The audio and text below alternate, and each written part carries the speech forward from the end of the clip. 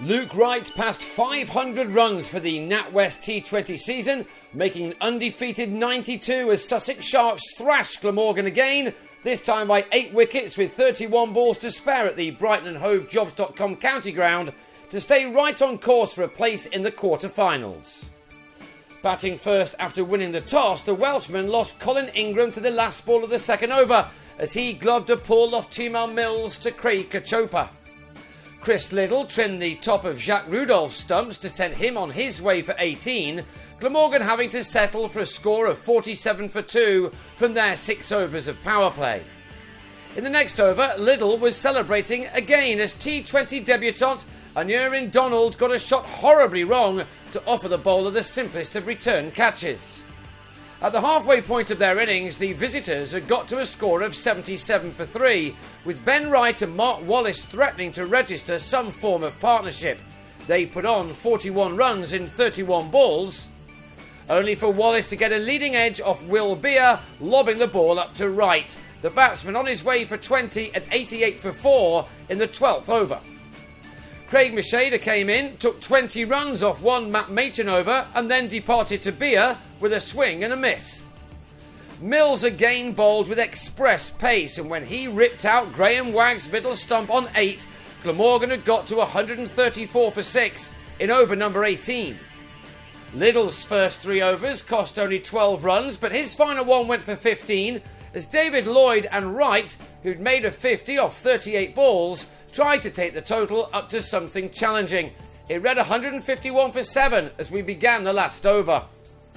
That was delivered by Mills, who immediately removed Lloyd for 11 as he skied a catch to Wright, leaving it to the Sussex skipper's namesake to get the total to 164 at the end of the 20 overs, Wright attacking anything short to take his personal tally to 63, made off 46 balls. Mills finished with figures of 3 for 34.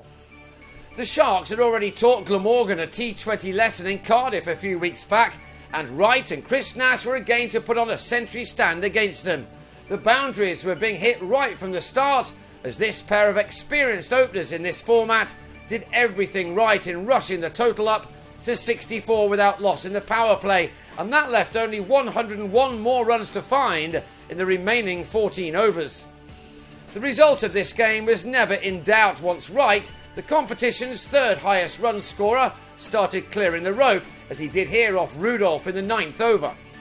He did it again in the next one too, to get to a 50 off only 29 deliveries, from which he'd cleared the rope twice and found it on 5 other occasions. It was another brilliant knock from the skipper, the 4th time this season he's got at least that far in this tournament.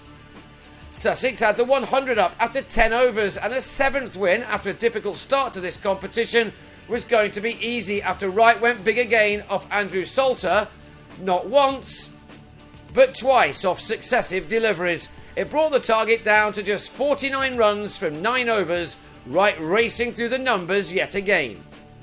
Nash too played an excellent hand. He'd just completed a 50 of his own off 30 balls when he picked out Lloyd off Wag on the cover boundary to end the opening partnership on 117. Wright ended that over, the 12th, with a couple more 4s to go past 500 runs for the tournament, and then Machin drove the first ball he received over long off for a maximum. It was nothing more than a cameo though from Machin, who was out in the same manner as Nash for a dozen, which left a target of 21 to get off 6 overs.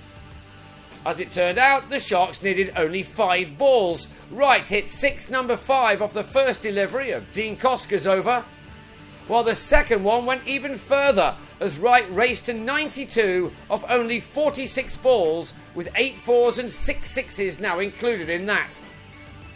George Bailey waited a couple of balls but then cleared the rope again as Sussex eased to their target, making 165 for 2 from only 14.5 overs. People were left wondering what kind of mammoth total the Sharks would have got had they batted first. This was a thumping win. And it keeps Sussex right in the hunt for a place in the knockout stages. They sit second in the South Group with 15 points, and that may already be enough. A win next time out at home to Hampshire next Friday should be enough to confirm a home tie too in the last 8.